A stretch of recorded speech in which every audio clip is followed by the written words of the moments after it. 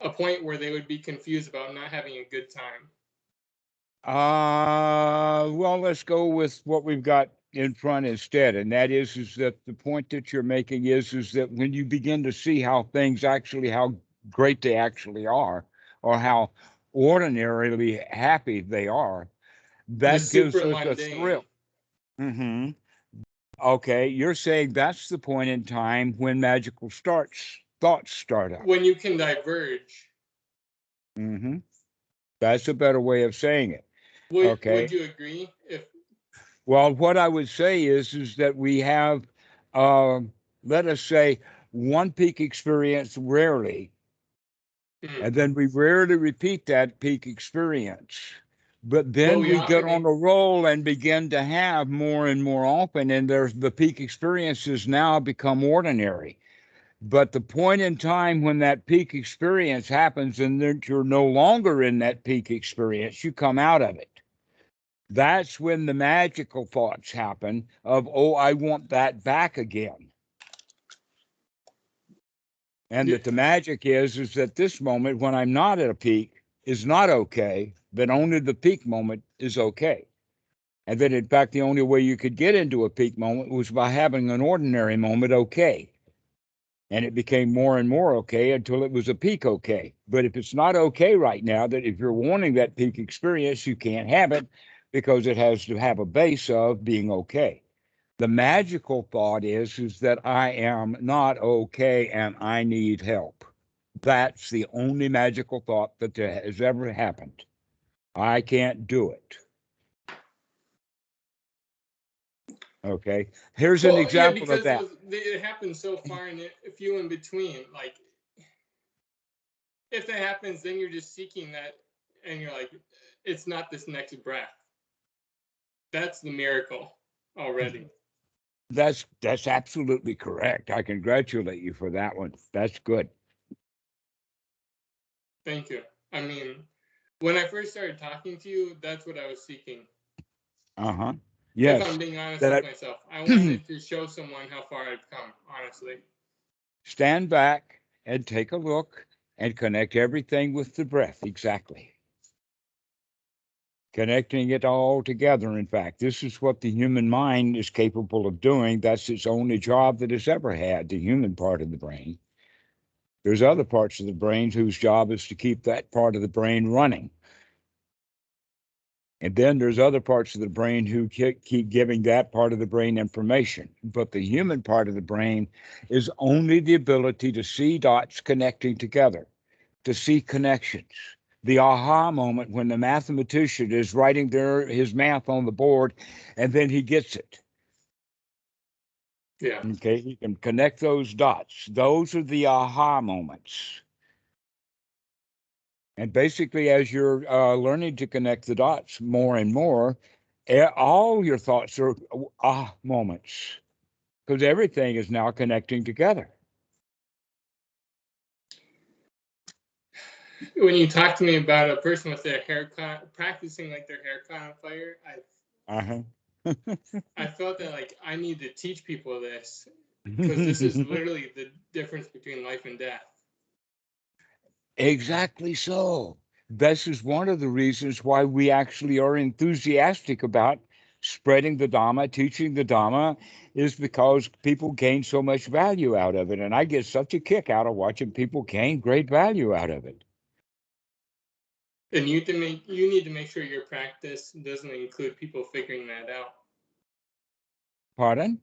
You need to make sure your practice isn't dependent on people figuring that out. But that's your biggest desire, I bet.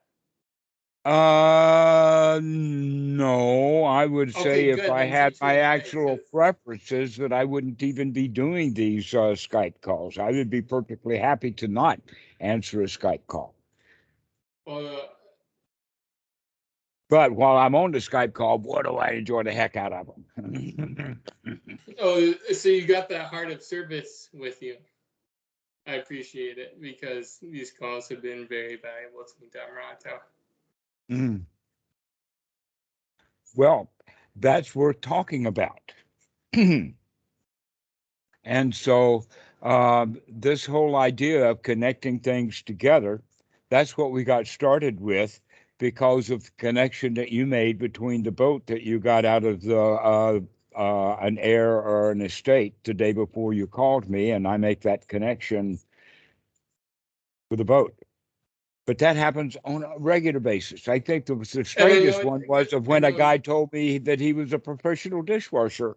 And I didn't know that, but here I am using dishwashing as being in the moment, and it blew him out.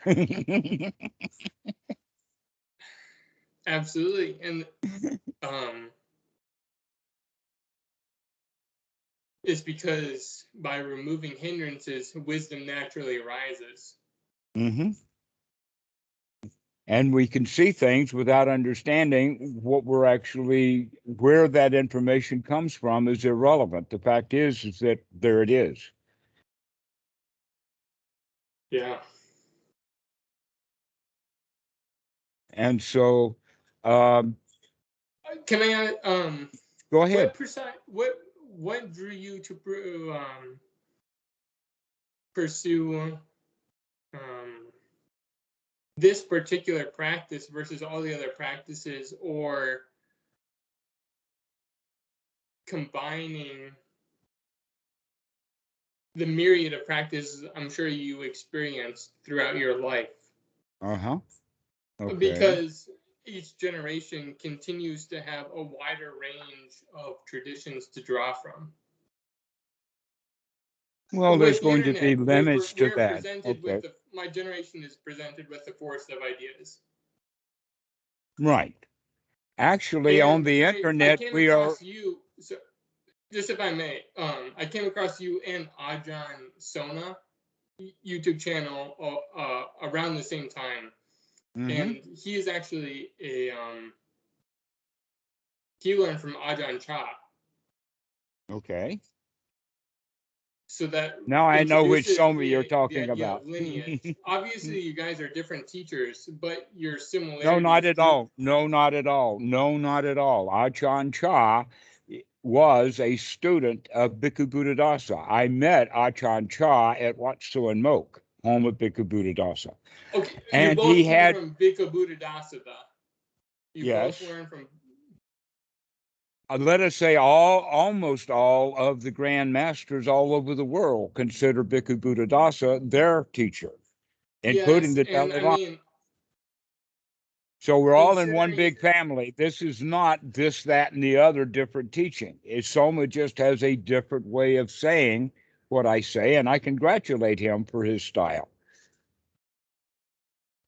I'm not saying I listen to Ajahn Chah. I'm saying I listen to. Anyway, even deriving any sort of lineage or even thinking royals, doesn't that like give you some sort of like, now I'm just appealing to authority?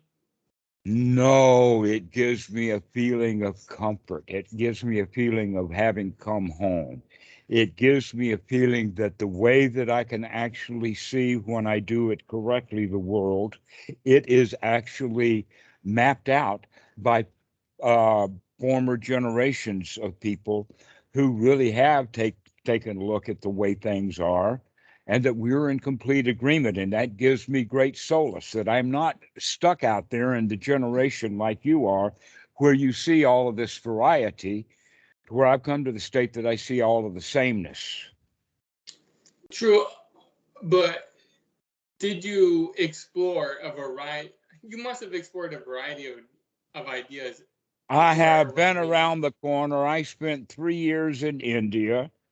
I know you did. I remember watching like your Guru Viking interview and stuff, Okay, so pursuing you magical got thoughts of. extracting something you already know.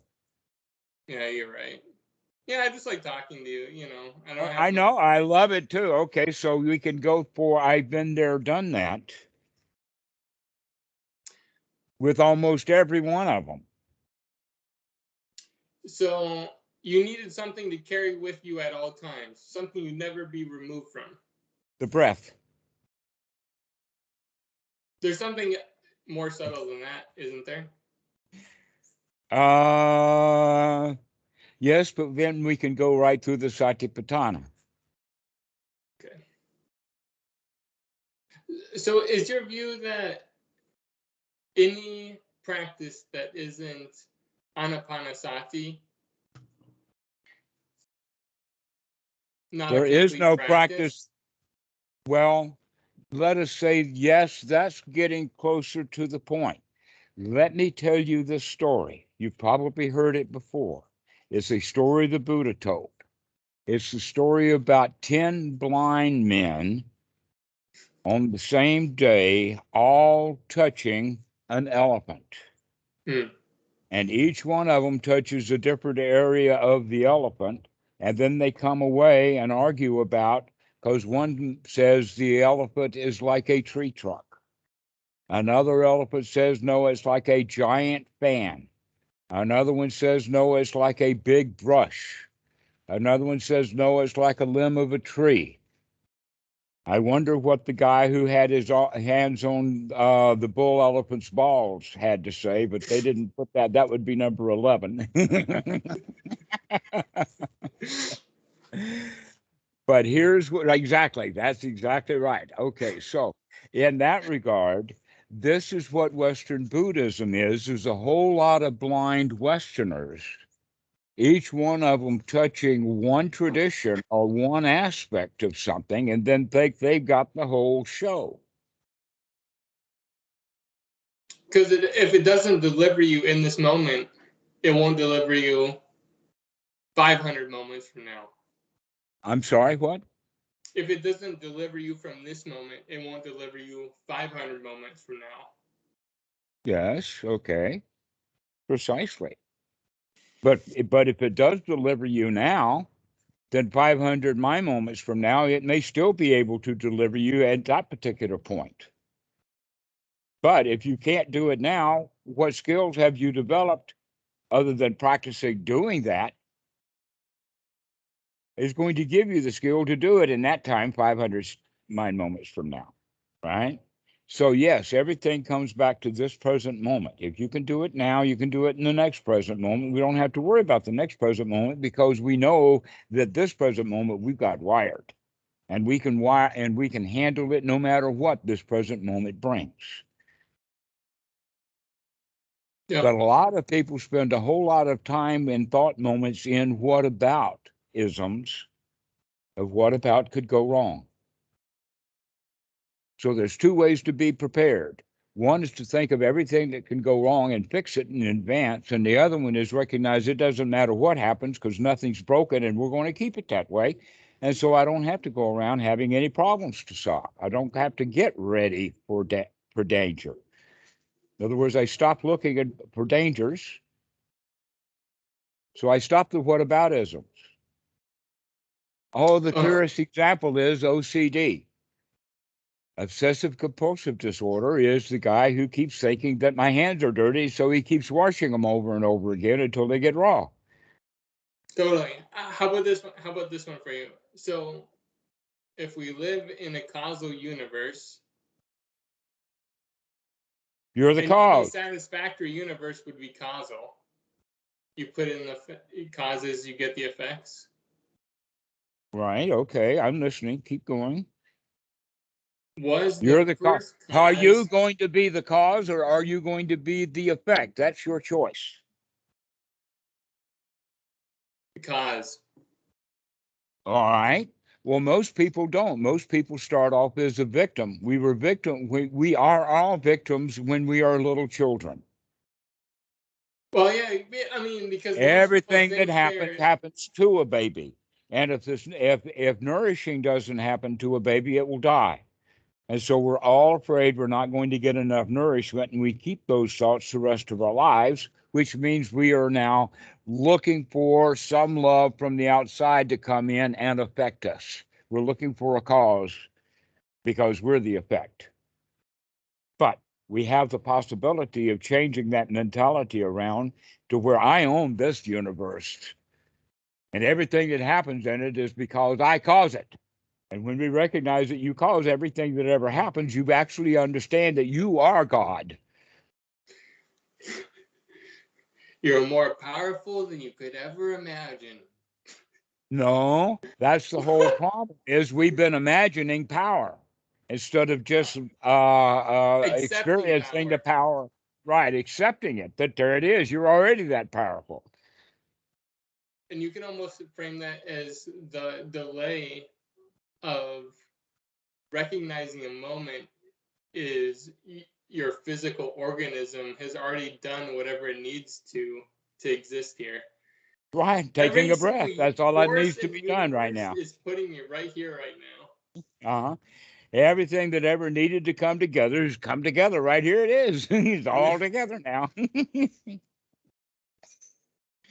And we can see that and relish it and marvel in it.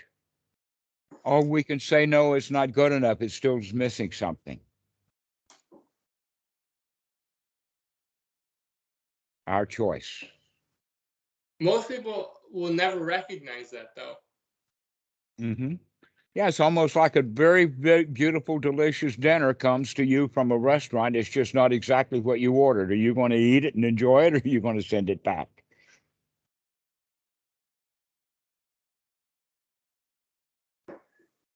When you discovered that was the case, though, why did you choose this teaching style? I guess because it exists forever. Like, this is the teaching style that exists. I didn't But know don't there you think was it a always kind of style needs to to be it. reframed, you know? Pardon? It always needs to be reframed in a certain sense, or talked about in a different language. I use a lot of Pali. I use some Thai. Yeah, I mean, is that the case now? It just continually, it's the eternal teaching. That's the Dhamma, I guess, yeah. Yeah, right. And in fact, the Dhamma is quite small. There's really not much to it. And actually, when you finally, Actually, there's nothing to it. They call that sunyata. There's nothing to it. Piece of cake. because when you see the Dhamma, it becomes so evident you almost need to hide yourself from it, in a sense, to exist. I don't understand. Tell me more. When you see the Dhamma, it becomes like so overpowering. You see the reason for why you created that. Hello, darkness, my old friend. Oh, you heard that one. Uh-huh. Well, yeah, I heard that from you. But it's the reason you create the reason to be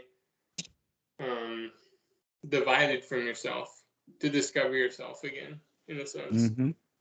We're taught to do that as children. Peekaboo. No, we're told to stop playing peekaboo. We are, but that is what it is. You hide yourself from it because it becomes so evident. You have to hide yourself. No, the whole word, listen to the word peek. You're seeing only the hands. The hands go away and you look. You can peek, you can see, and you're told to stop playing that game. Keep your hands up there and don't look at what's going on.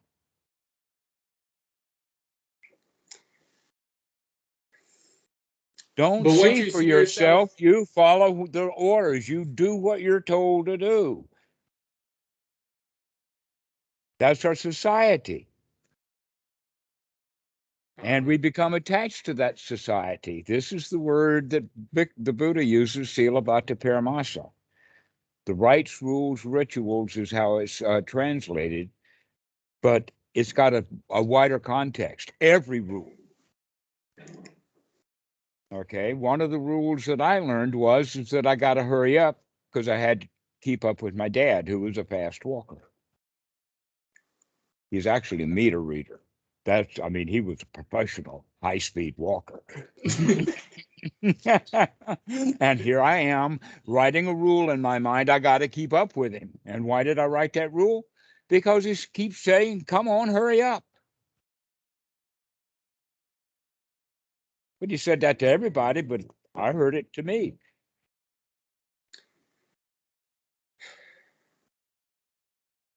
and to see through that is anatta. I mean, because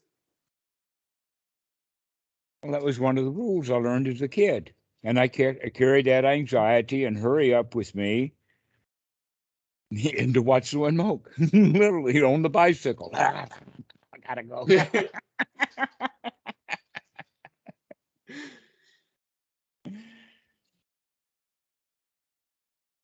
But when I got to watch my milk, I put the bicycle away and learned to relax.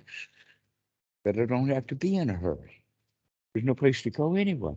I mean, here I was at Guanca's retreat center, practicing really hard, sitting on the floor, sitting very still, going someplace, getting something done, in a hurry for it. Was that a sorry, I'm not very familiar with Goenka. Was that a more It's got nothing to do one-pointed with Goenka. It's concentration? got to do with my mind. So, was it more focused on one-pointed concentration? Actually, Goenka style is a body scan. Okay. And in that regard, you would say it's not one focus concentration, because one focus pointed concentration requires one object that's not moving at all. Mm. Okay, so a candle gazer would be staring in that candle. If he had two candles, he doesn't use two candles back and forth between two candles. He looks at that candle. With the scanning meditation, you're moving all over the place. So that's what we mean by one-pointed concentration. And by the way, one-pointed concentration has nothing to do with Buddhism. I don't know wherever any of that came from. Like I said, I like these videos. I just enjoy these if you don't think it's helpful to teach with these videos, please don't feel necessary to post them. I don't know why you're saying that. I mean, aren't you having fun right now?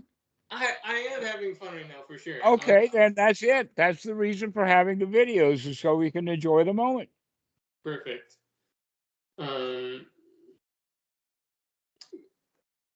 Because an object of meditation that's one-pointed would obviously become easily broken, is what I think. So you need a meditation. Oh, you mean because one-pointed job. concentration has a rule? There's a rule with one-pointed concentration. What is that one concentration rule? Is that it's broken when you change your focus to something else. You used the word broken yourself just now. Okay.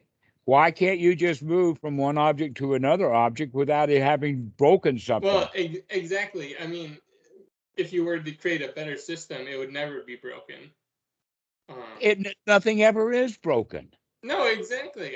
I totally agree with you. I'm just trying but to everything gets sick, gets old, and dies. Everything. Yeah, I agree. Mm-hmm. But that's a natural process. Broken. Yeah, like is the when we four don't like mountains crushing the kingdom. Mm-hmm. You have to be okay with entropy. That's all that we got. But I mean, it's pretty beautiful. I mean, all things considered. Well, yeah, entropy. In fact, you could say that gravity is an expression of entropy. And it's really marvelous to watch things fall, especially skydivers. They really like it. Totally.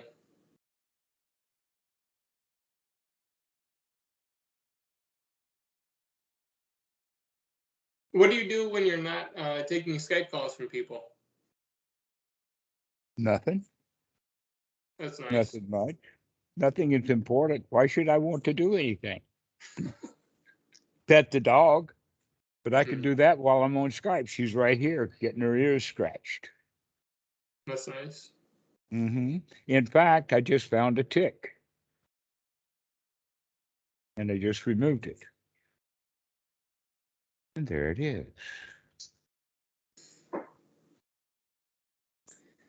Man. Ticks.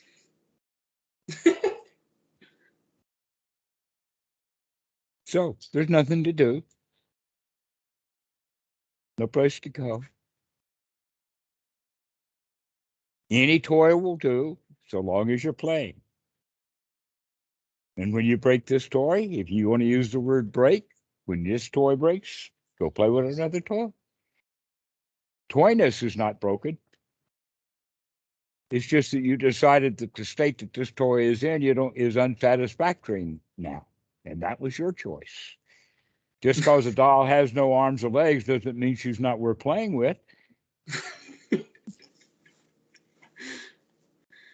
Yeah.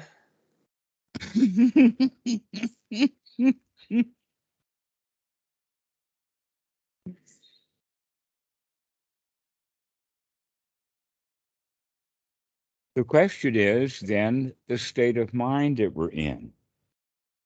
Are we going to be in the state of mind being a victim, or are we going to be in the state of mind of being a winner who is in charge of our world? And Well, then the next question would be, well, how do you go from one to the other? And then how do you begin to go often? And then how do you learn to remain there? And then how do you become comfortable and you just sit in the fact that there's nothing to do and no place to go and nothing really matters and everything is okay and you'll eat today and you'll eat tomorrow and you'll breathe now and breathe the next breath and everything's hunky-dory. Everything's a piece of cake. Life is good. And at the end of it, the end of life will be good. well, totally. I mean, when Life you is talk about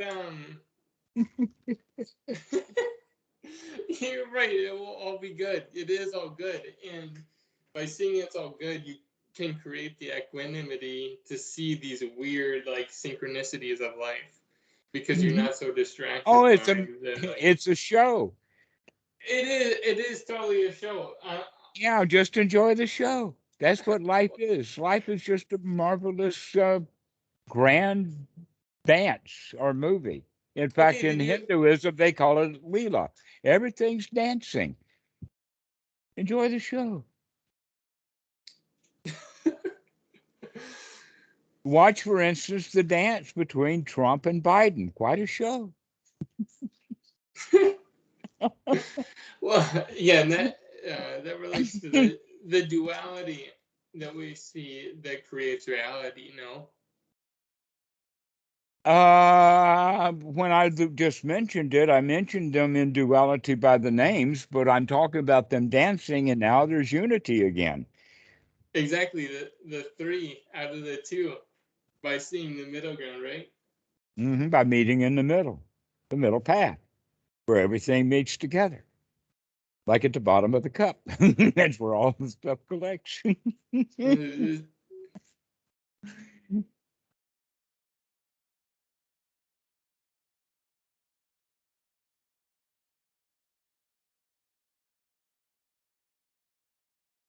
I really appreciate all these conversations you have, Dhammarato. I know I've mentioned that a couple times before, but really valuable. Okay. Practicing correctly may be more valuable. That is, learning how to take an object and keeping it and holding it. And what that object would be ultimately would mean either this breath or this Isn't the wholesome thought. object Huh? transfiguring any negative thought into a positive thought? That is one's right effort. The actual change, I can change, has to be the attitude, and most people think they can't change. And they tell themselves things when the mind wanders away from the breath, instead of just returning to the breath and practicing, they say things like, "Oh, this meditation is hard. Oh, I can't do it." Yeah, another loop they get caught in. That isn't, I'm grateful for this moment. The You grateful want to tell thing, someone, the hey, mind just has be wandered eternally away. grateful. Hey, you can't do that? Oh, okay, here's these instructions how to be eternally grateful. Why should we want to be eternally anyway? Anything? Yeah, that's true. Why can't Yeah. I just be grateful right now? Oh, Let me yeah. practice it right now. I Right bet now. I could be grateful next time too. Ha ha. But eternally, I haven't a clue, nor do I care. Yeah, it's wild. About actually the way that I would say it is that I only look a few days in advance, which would be like in playing chess about 5 or 10 moves in advance. Most people don't know how to look at a chessboard 5 or 10 moves in advance. Sure. So that's what we mean by putting together really what's going on, rather than worried about what will happen if I do this and what will worry, and so we're always worried about what's my next step because I got to choose the right next step. Right. Okay. And they almost always take the next step into the rat hole. Why is that? It's because they see that rat hole and they like it. And so they immediately turn towards it. And then they take a step towards it. And then a couple of more until they're in the rat hole. But if you think in advance and see things in advance, hey, I like that rat hole, but I better not step into it. And that's what eventually moved you out of Stepping into corporate rat holes, exactly. We begin normal to life. see them in advance. We see But them it in also advance. becomes such a hollow existence that you can't take it anymore. There's nothing there for you anymore, correct? No, there's You nothing there for totally the burnt out you. the circuits. There's nothing. Ah, there's nothing there for the you anymore. So let the you die and let the observer just have a ball, just watching what's going on. Being alive, enjoying being alive, watching the show, enjoying everything. Wow, what a marvelous existence this is, this thing called life. A whole lot better than being a rock. You're right. But you don't talk to people who are living in. You talk to people who are living in the city, but you don't live in the city anymore. No, some of my friends, I've got one friend living on an island. I got another one living in the desert. Sounds like they're all pretty remote.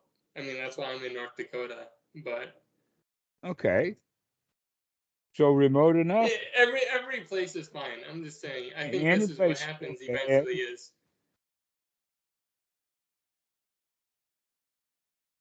it becomes a hollow existence, and you start eating the fruits of basically. No, it's a hollow existence is a negative thought. You just did that. You caused you, yourself. you're right. You catch me every time, Dhammarato. You. That's the joy of being sitting here is listening to what people say, and I come, aha, I see you. That's all my job, and that's the only job I've got. And many times students will not take the opportunity to let me say, aha, I see you, Mara. So I have to Yeah. wait a while and then point it out later in our conversations. But that's the job here, is to point these thoughts out and say, maybe if I can see your unwholesome thoughts, you can too. That's the point of a teacher. I mean, that's why I talk to you, because I think the correct way, observe yourself, observe the Dhamma, and then have yourself observed, or like talk with the teacher. That's why every time I talk with you, I try and bring. Mm-hmm. Or as that song says, have yourself a merry little moment. One by one they come.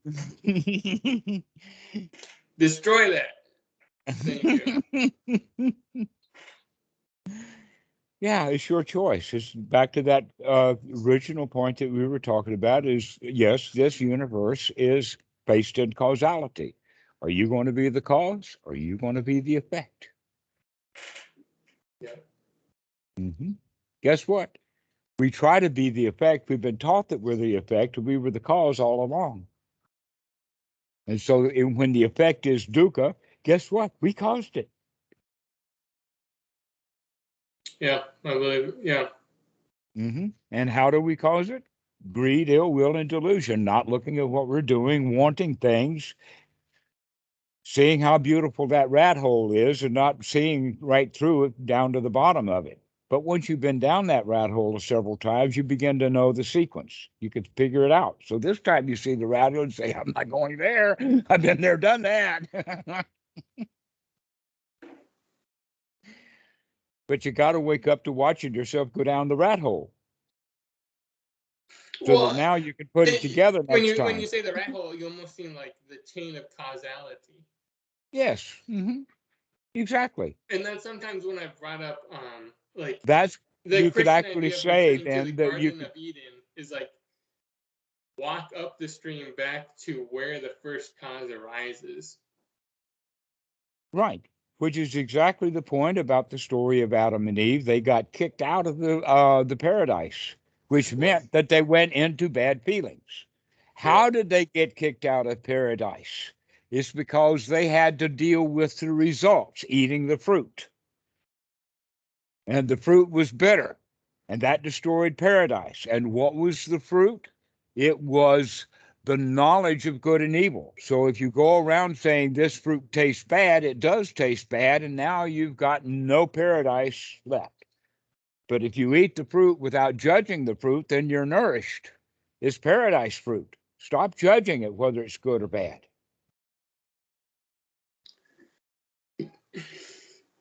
So that's the teaching in the Bible, and that's actually not just good Dhamma. That's the only Dhamma there is. That's it. Sure. Stop judging. It almost kind of returns to that, like the story of the prodigal son. Mm-hmm. The guy who was Yes. given everything. And he's like, He's, no, this isn't it. I need to go find it for myself. mm-hmm. And then he realizes, oh, wait, no, it was always just right here. But here's the point. He came back broke, penniless, dejected, a failure.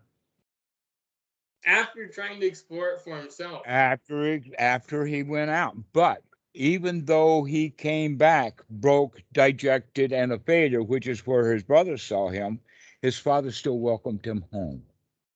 The universe, after you go screw up your life, the universe will still welcome you home if you can see it, that you've arrived at home.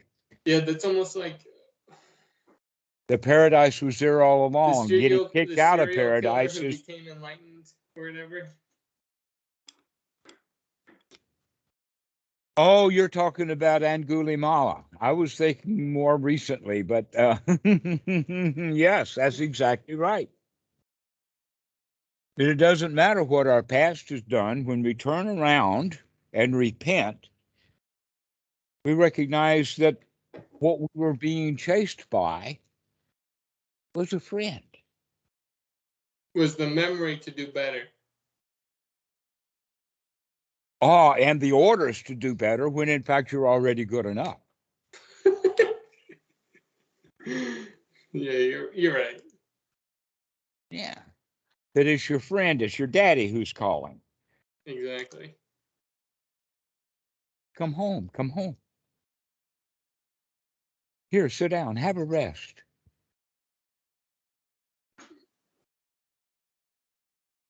That's the practice of Anapanasati when it is a more complete package. A complete circuit, maybe. Mm-hmm. Which has all of the aspects of the Eightfold Noble Path, to where most of the Buddhist practices have bits and pieces here and there, have it out of order, don't understand some of the language. So that's basically, it's not broken down back into the Four Noble Truths. Is that what you'd say? Because you need to return. Which is back actually the Four because Noble the fourth Truths. is always, there is a solution. No, there is no solution. The solution is the Eight Noble.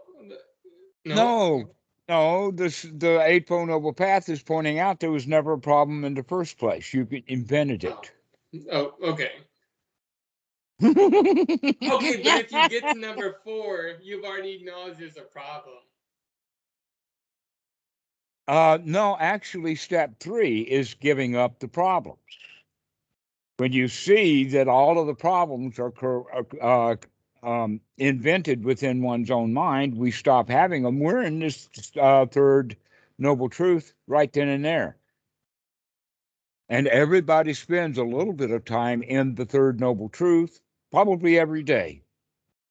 Bhikkhu Buddhadasa talks about it in the sense of the name of the work is Nibbana for Everyone. Nibbana for Everyone.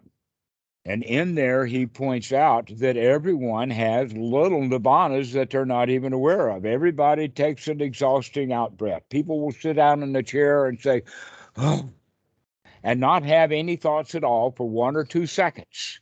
And then the old crap starts up again. Sure. And they're not even aware of that whole process. They're not looking at it, but they do relax. It's because they never see the entire process. They don't see the whole process. They can't pay Exactly. attention long enough to see the whole cycle, and then you continually be lost in the cycle. So here many people are sitting in a meditation, possibly in a retreat, sitting down on the floor with no place to go and nothing to do for the next hour, and they still don't relax. They're working really hard. Sure.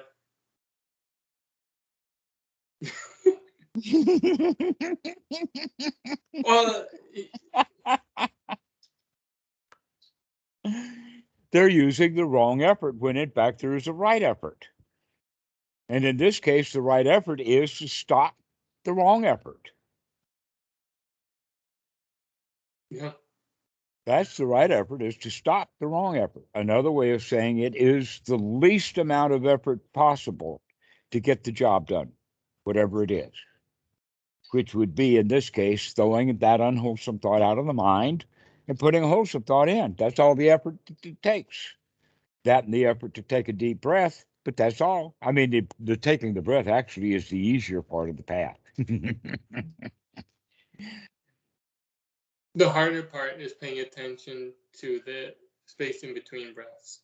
No, the harder part is taking the effort to actually see that that's an unwholesome thought and to throw it out. You and I have just gone through that sequence just now. To pay attention to anything? To pay attention to every thought that we have, because most of them are going to be unwholesome for a while. Or pay attention as best you can. And when do you pay attention? When you remember to pay attention. When you remember to look. When you remember to investigate. When you do find something that's not worth thinking, then you throw that out and say, I'm going to have a thought that's worth thinking.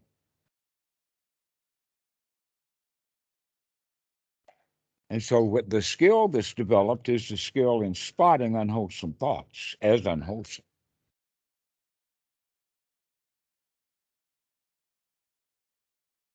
Yep, I'd agree with that. That's the skill. And as we do that, that's also developing the skill of the first noble truth. This is dukkha, the investigation of what is dukkha. Because if we can spot it, we can avoid it. We go right into the third noble truth. All we have to do is see the dukkha. Well, how do we see the dukkha? That's the path. That's the Eightfold Noble Way, is to pay attention to what you're doing. Remember to pay attention to what you're doing. When you are paying attention to what you're doing, you're also judging it. Is this worth doing or not? And if it's not worth doing, we stop doing it. And that's all there is to the entire path of the Buddha. Yeah, Almost like a light switch in the mind. And it's your choice to flip that light switch out of unwholesome into wholesome. Yeah, the light switch is when, would you say you're in? The light switch itself your is the entire right effort. mind agrees that the most efficient or the best thing to do right now is to be present. That's all you have to do. Mm-hmm. What is present? Well, presence actually means being in your senses rather than in your memory part of your thinking process. That the thoughts that you're having are thoughts about your senses as input is coming in. And you're not in the present moment when you take that stuff that comes in and try to evaluate it and make sense out of it. You're not in the present moment right there. You hear it now, you're in the head. You're trying to figure out what's going on. And how you do that is by bringing in the past. Clearly, you're the a couple of example. mind moments delayed. Mm-hmm. So we live a couple of mind moments after reality, and it's always a, let us say, clouded, darkened, or messed up image that we create. Especially like an elongated mind moment would be like a trauma or something you continually remember. Right. we can, in fact, because we remember trauma, we will add trauma to any image that we have. You like project it forward as well. Mm-hmm.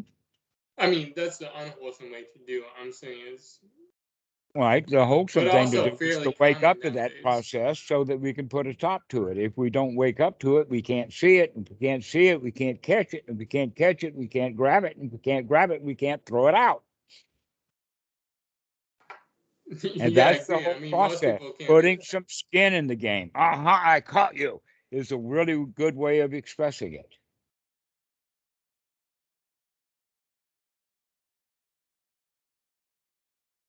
Do you think the reason though you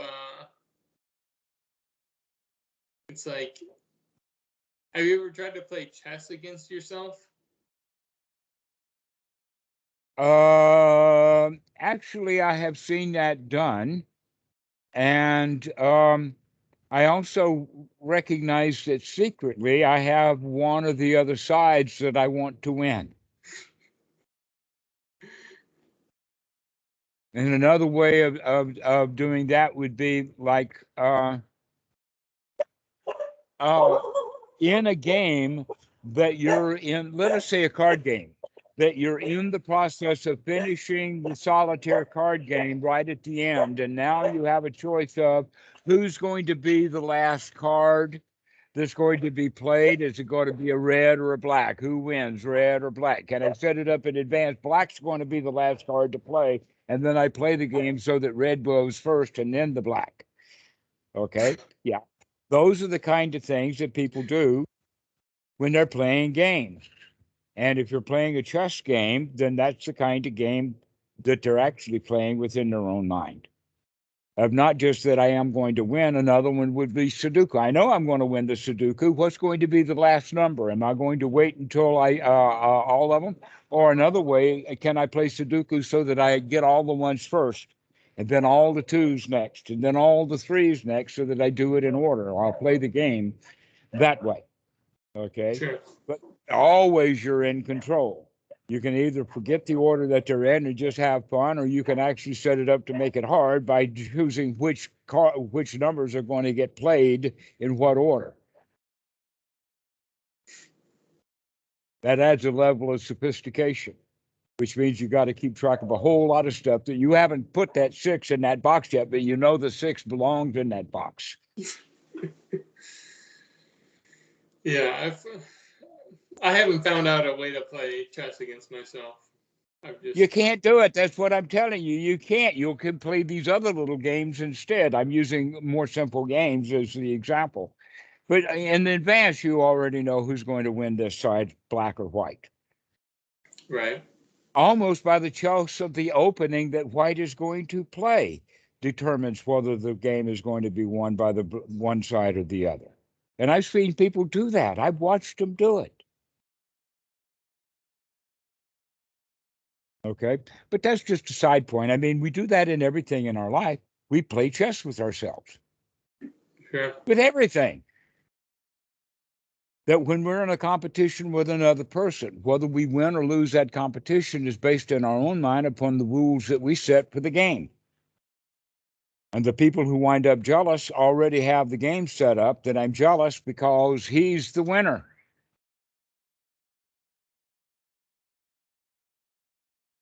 And when we get wise to our own games like that, we stop playing them.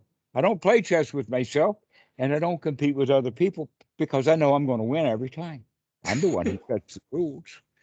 And once you get tired of playing and winning every time, then you don't bother to play so much anymore. But when you do, it's massively fun. And that develops equanimity, no? When you know Uh-huh. you're not going to stop. Right. And now you're willing to play the game because you know that you've won already. Before you begin playing the game, you know you've won. And that develops a balanced mind state, which becomes more and more beautiful. This is what Anapanasati practice is all about. That's the reason that we practice that, is keep putting wholesome thoughts into the mind. And eventually, one of the thoughts, or actually one of the feeling systems that come into play, is that Sama Sankappa, or right attitude, that I can handle anything. I win every game.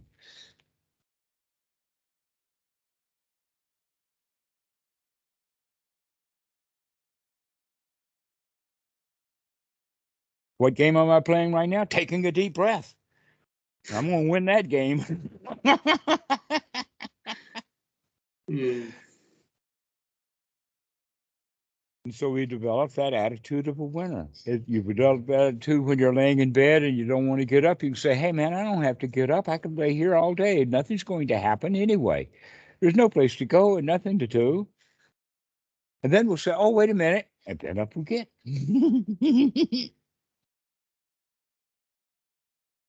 Or we can have that game that most people play. I don't want to get up. You got to get up. I don't want to get up. Go ahead and get up. You got to get up. It's time to get up. You know that game. Yeah, that's a good one. Well, not such a good one. A unified mind is definitely more enjoyable.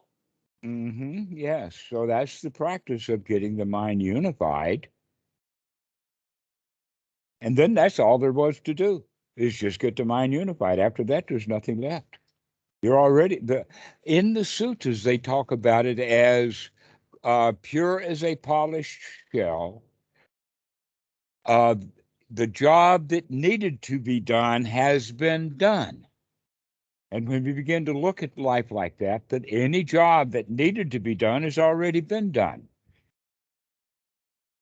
And what is the only job that we have to do is to unhook the unwholesome thoughts and plug a wholesome thought in. That's the only job there is. Another way to say it is that whatever job, whatever work you have, the only job that you have when you get there is to be friends with everybody that's there. If you're the best friend of everybody that's there, you got no other job to do. Everything else that you're actually doing with your hands, let us say putting it widget A into widget B, that's just part of the activity of being friends with everybody.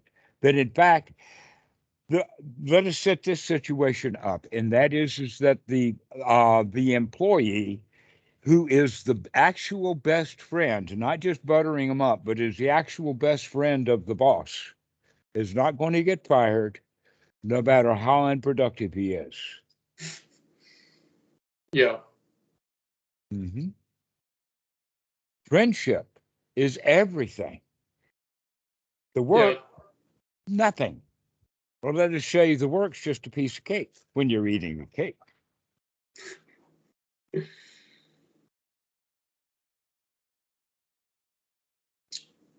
You've got it. That's all there is to it. This is the teaching of the Buddha. This is the teaching of Bhikkhu Buddhadasa. This is the teaching of all the old masters, but they have individual ways of saying it. And what Western Buddhism is trying to make sense out of all those various things that people have said when they're all talking about the same thing. That's every language in communication, though, is there's always a little bit of loss of translation. Mm-hmm. Oh, the entire Dhamma has been lost into translation. I am eternally grateful for I use the word eternally with a big grin on my face, for the Thai translations of the sutras, because the English translations are not up to scratch. But the Pali itself is delicious. It's also more accessible than it's ever been. Not yet, so long as it's badly translated.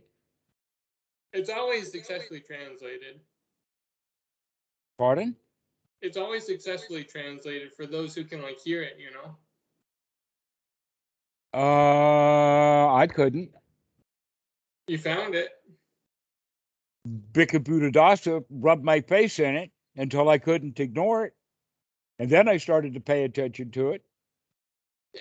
Yeah, but how many people that you think you graduate college with ever even explored this? You know? I'm not worried about them, but if one of them calls, I'll have a ball. I bet it'd be wild. But I'm just saying, The forest of ideas grows. It like always hides it, but it grows. You know. Sorry, what is it that grows? If there's a solution to this, it's always What's the as problem? it's what?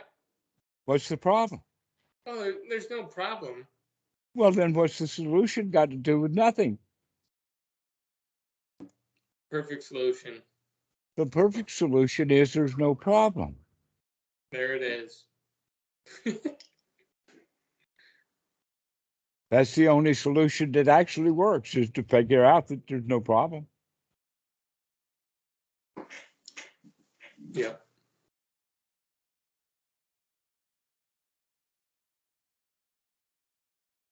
For instance, if the car won't start, you think that that's the problem. And so you look for a solution, like getting a battery Only charger or if you have the whatnot like desire for that. the car to start. That's the problem, is I want the car to start. And if I don't care whether the car starts or not, I got no Well, problem. that's the first level of truth. You have a desire for the car to start. Right, exactly. And most people don't see that. Now, the duty to the Dhamma is seeing that, that I want the car to start. Therefore, I can consider, is it actually better for the car to start? And if it is, then I can do my duty to go do what needs to be done to get the car started happily. But when we see that the car won't start as a problem, we are already unhappy before we even started to repair the car.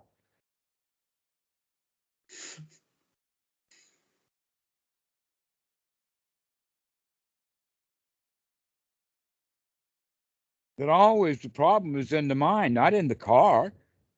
Car starts or not start, that's not a problem. Cars get old. Sure.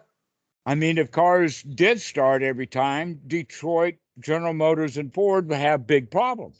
They couldn't sell any more cars because the ones they built work. The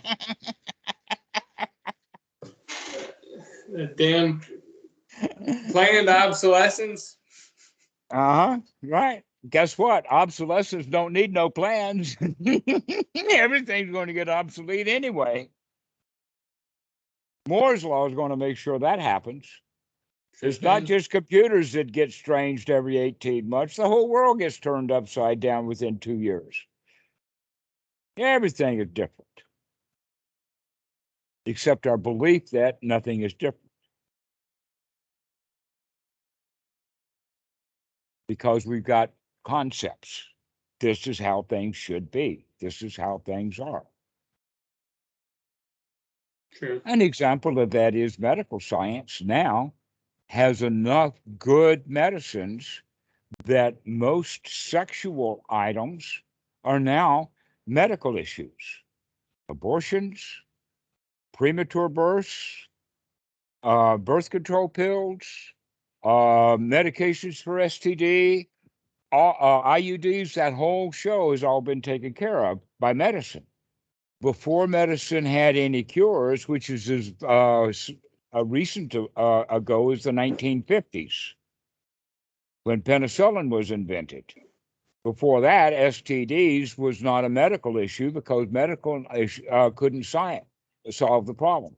It became a moral issue instead.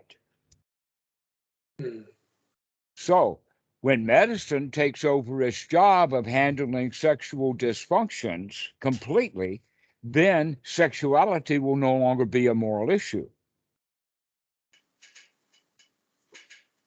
But you could see the strangeness of when you bring morality into sexuality. I mean, look at how the Christians hate gays, etc.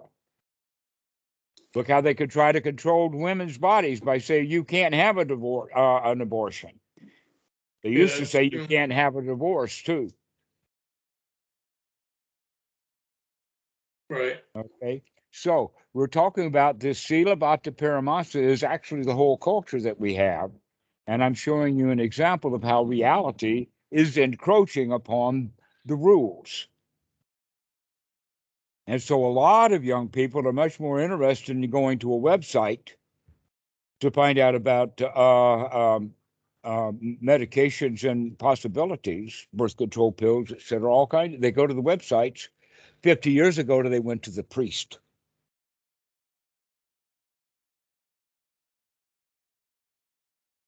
Sure. So are you saying it's moving away from a moral thing and more to a medical I'm thing? saying that it never belonged as a moral issue in the first place.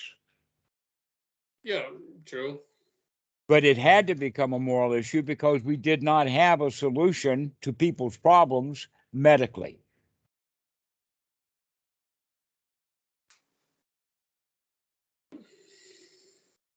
It became a moral issue because people could see the problems, when in fact there never was a problem.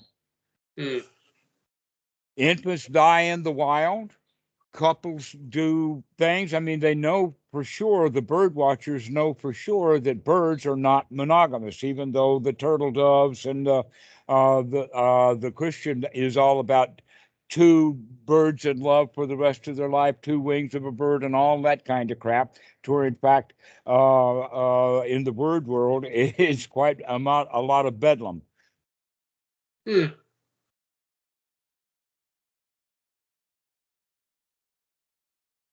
Also, here's another example. If you have a big monkey tribe, never mind the variety of monkeys, from gorillas to lemurs, whatever, you've got a big tribe. Let us say 15 or 20. When the bull monkey, the alpha, the one who everybody collects around, the guy who's got so much ego that he thinks he owns the place, when he's there in front of all the tribe, how much sexual hanky panky do you think is going to go on inside that tribe? None. Because he's going to be very unhappy if the young men come to any of the women, right? Because he thinks he owns it. But now what happens when that big male monkey goes on a hunt or is off away from the tribe? Let us say all the fully adult male monkeys are off doing something. What are all of the female monkeys and the young male monkeys doing? They're having hanky panky. They're doing it. I mean, the researchers have been watching this and they've learned all about it. But humans don't like that because we've got rules here. Well, the monkeys have rules too. When the cat's away, the mice will play. That's the rule that they have. And so in our culture, we have a big, big cat in the sky, cat watching everybody. You got to behave yourself here. I mean, didn't that be the story for how many centuries now? If someone's gonna get you. Right. If you screw up, we're coming after you. That's the whole thing. You got to play by our rules. If you don't play by our rules, we're coming after you. But That that is actually the Buddha's ordinary right view. The ordinary right view is that we're going to stop the criminals from doing everything that the criminals are doing. And the criminals, the wrong view is I can get away with it. And every human being goes back and forth inside their mind, the adult and the child, or excuse me, the parent and the child. The parent says, you can't get away with it. And the child says, I can get away with it. And the parent says, no, you can't. Here's another version of that dialogue. Somebody's watching YouTube and they have the thought, you ought to be meditating. And then the child says, no, I don't want to meditate. I want to watch the movie. And then the thought is, no, you ought to be meditating. You're not going to learn anything if you don't meditate. But that's immediately replacing the wrong thought with the right thought of like No, this it's is the immediately meditation. replacing a That is the wrong thought with meditation another wrong replacing. thought. It is immediately replacing wrong thought with another wrong thought. An argument, a dialogue within one's mind. Do I, But that don't would I? be no dialogue. It'd be silence. It'd be It would be, collectedness of this is the right thing to be doing. oh, actually, a way of saying it then in that particular example is when the thought comes, you ought to be meditating. The answer to that is, I am meditating. that's it. Yeah, do it right then. Okay. I'll be right back in 3 minutes. I've got to use the restroom, Dhammarato. You feel free to I, pause it. I don't know how. Well, I'll be right back in 2 or 3 All right. minutes.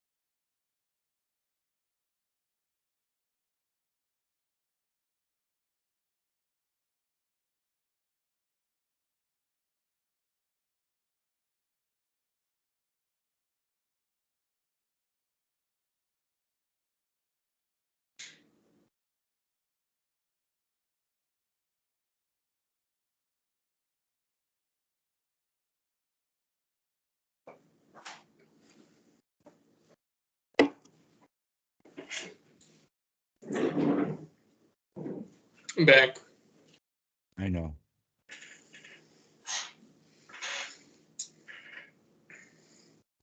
I feel like what you're talking about just relates to like a mental idea most people have about how they think the world should work versus just connecting with their emotions or who the ultimate teacher is. Like you could tell me everything I'm doing is wrong. Like you right here tell me, Gavin, everything you tell me is wrong.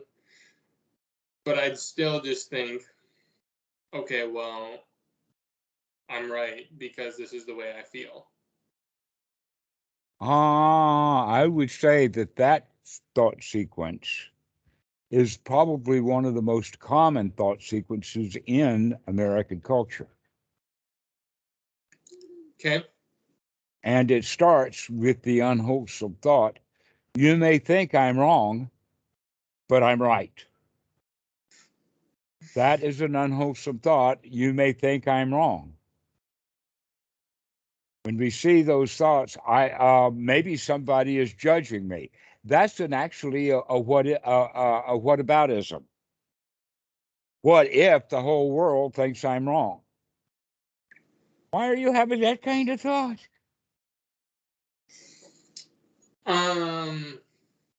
Because the way You were most people raised, think of the course. way things should be is actually much different than the way things are.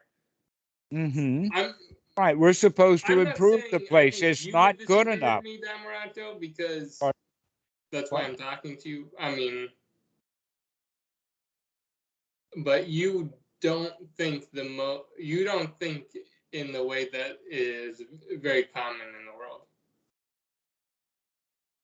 Or Nobility is not well understood at all in the West.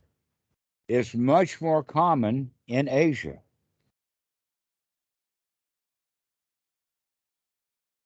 That in fact, of Westerners, they don't like the Asian mind. well, they don't even teach that as an option, to be honest. I'm sorry, what?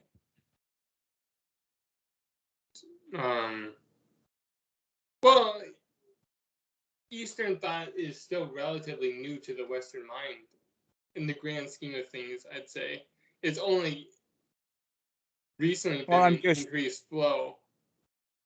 only responding to what you said.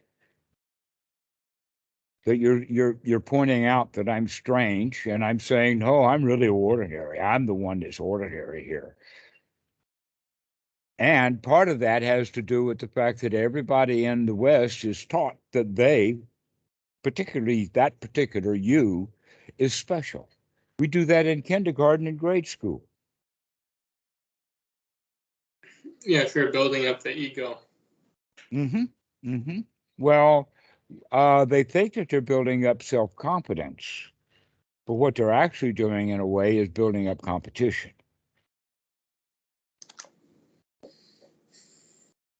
Ego, I'm big on. I'm one of the most egotistical people you'll ever meet. I like it in the sense that the way that Freud talked about it, his ego, his adult mental state. That in fact, most people are in id or superego. And Okay, you so could you're go so saying far, that you the could go, adult view is hang on, you and hang on, God. hang on, hang on, hang on, hang on, hang on. Therefore, you could go so far as to say that when people in the West are talking about egoism, they should be talking about idism. Because when most people think of the word ego, they're thinking about the id instead. Egotistical is actually something out of the id. So when you use the word ego correctly and know that you're using it correctly, then being egotistical is the best way to go. Just a matter of definition of the words. So, so just to refine those definitions you're using, because I'm not super familiar with Freud, Are you saying ego is the person in the audience? And it is the person on stage? Eric Byrne translates Freud into the adult ego state. Superego is the parent, and the id is the child ego state. In neuroscience, we talk about the reptilian brain, the back part of the brain, the mid temporal and the mammalian cortex of the brain, and the frontal cortex to the brain. That part of the brain that monkeys don't have. But even though we're not a heard of human man,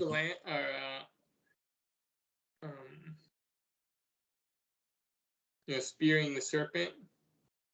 no, The archangel Michelangelo spearing the serpent. I don't know what you're talking about. Sorry.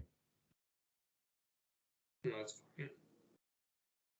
You're saying that Michelangelo had there's some piece of artwork someplace show him riding a dragon. Most people show him wearing wings instead, rather than riding a dragon. No, not riding the dragon. Spearing the dragon. Or slaying. Okay. Well, in that case, the dragon that is to be slain is the emotions. Yeah, Michael killing the dragon. I've thought about that as the idea of, like the frontal cortex slaying like your reptile brain. Okay. The problem is with the ancient kind of words slaying. A better kind of way of thinking of it is that the frontal cortex actually becomes active often enough to ride herd on the reptilian brain rather than letting the reptilian brain run loose. Or a better way even than that is to think of them as friends and cooperate mutually together and become more integrated. But they can only integrate once they become friends. And so long as there is a war and a slaying going on, there's not going to be much cooperation within or without. If we're inside competing over the Gabriel in our mind slaying the dragon in our mind, that means that we're going to be out there being Gabriel trying to slay all the dragons in the world, the Don Quixote. Sure, yeah, and then it's just accentuating the polarity versus finding that hello darkness, my old friend. Yeah, we're friends here. Or I'm the person playing chess against myself. I'm playing chess with myself. That's why don't I enjoy it? I feel like a game is a pretty consistent, enjoyable thing you can do. All right. Well, now that we know that everything about life is merely a game, we can begin to enjoy the game because we're setting the rules if we will set the rules rather than just using the old rules that we had learned and had put into place. Sure. So there's more than just the dragon that needs to be slain, if you want to use the word slain. The Gabriel's also got to slay the mother of the dragon.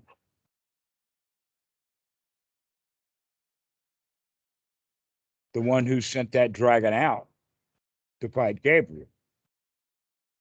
Because if you slay that dragon, the mother's going to send out yet another son that Gabriel's got to slay again. Sure, almost like the head of a hydra. Chop off one and two emerge. That's the whole point now. So it's not just the reptilian brain that the frontal cortex has to subdue. It's also got to subdue the parent of the dragon. Who is the parent? The rule maker, the one who sends the dragon out. And where does the dragon go out? It's because the dragon's got a set of rules that he's got to follow, that he's reluctant to follow, and he doesn't want to follow those rules.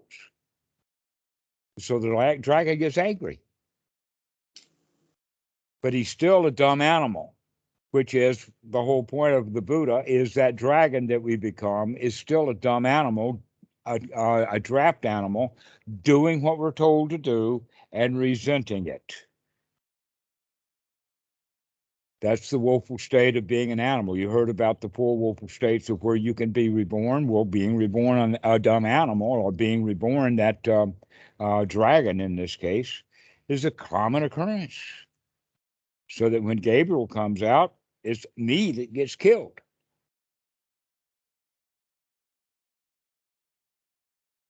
Sure thing. And go ahead. Nope. And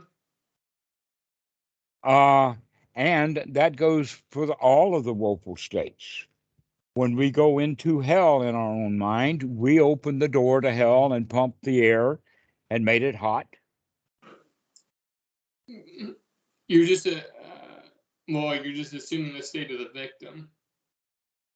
Well, which are you going to apply the side of? Because in fact, you are all three of them. You are the victim, the persecutor, and the one who sees the show. The 3 in 1. Mm-hmm. The Father, the Son, and the Holy Spook. The Holy Spook is watching the show while the Father is beating the hell out of the Son, sending him onto the cross and all that kind of shenanigans. Right. When's the spook going to take his own power and tell the old man to shut his face? Help the kid off the cross.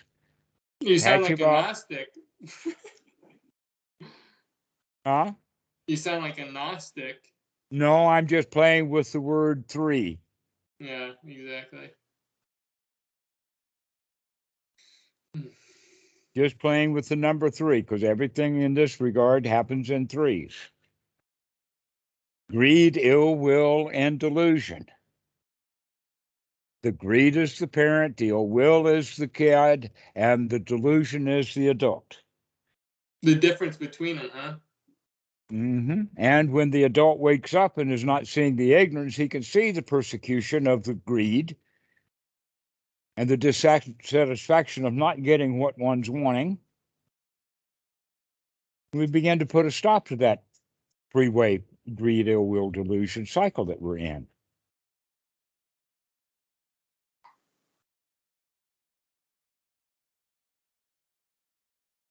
People, easy peasy. Just wake up and look at what you're doing. That's all it takes. Boom. That's all it takes. That's all it takes. Take easy peasy. It's easy to take the effort to wake up, look at what you're doing, and make a change. That's the super mundane. That's the super mundane, exactly. Spelled right out in the sutras, number 117.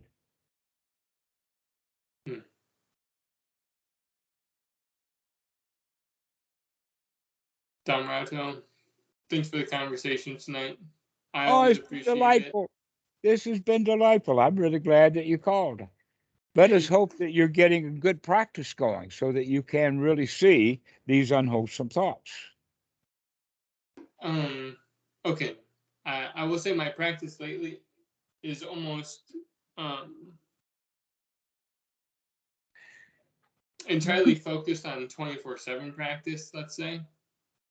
Let's not too focused on anything other than this present moment. Okay. Do you recommend any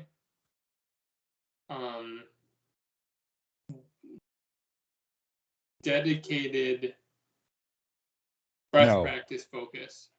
No. Rather, that when you understand that Sati is a skill to be developed by practicing it over and over again, knowing that you will practice it over and over again. And as you wake up over and over and over again, when you wake up, you congratulate yourself for waking up right now. If you put a rule in there 24/7, then when you wake up, you'll wake up to rule breaking. Yeah, there's two sides to that coin. Yeah, you're right. Yeah. But if you wake up to this present moment, wow, this present moment is wonderful. Do you have so any, you want to, what as people would colloquially say is like time on the cushion? Sorry, what? As people would call time on the cushion, or like dedicated, like eyes Right. closed I would meditation. rather they just enjoy the time they're spending on the cushion rather than dedicated to getting something they don't have. Enjoy what they do have. There's nothing they don't have. Yeah. Hmm. Dedication is dedicating to get something that you don't have. It's almost like devotion to a higher being, like a parent ego state. Okay, we would prefer to use the word enthusiastic or eager. Sure. Dedication, don't need it. Dedication is almost always done in a ceremony anyway, Sure. and it's got a long time frame involved with it. Dedicating your life to Jesus, a life of poverty, a vow of celibacy. I know all about that stuff. The Buddha calls all of that ordinary things for ordinary people to do. Sure. But enthusiasm, that's something you can do right now. Let's do it with gusto right now. Boom. You got Boom. it. Got it. Dhammarato, again, thank you so much for the call tonight. Excellent. I I've hope you have a enjoyed great it. rest of your day. Oh, this is just and I wish you this present moment that you get a big kick out of it. This present moment is good enough. You got it. This one's going out to you, Dhammarato. Excellent. We'll see you later. We'll catch you later.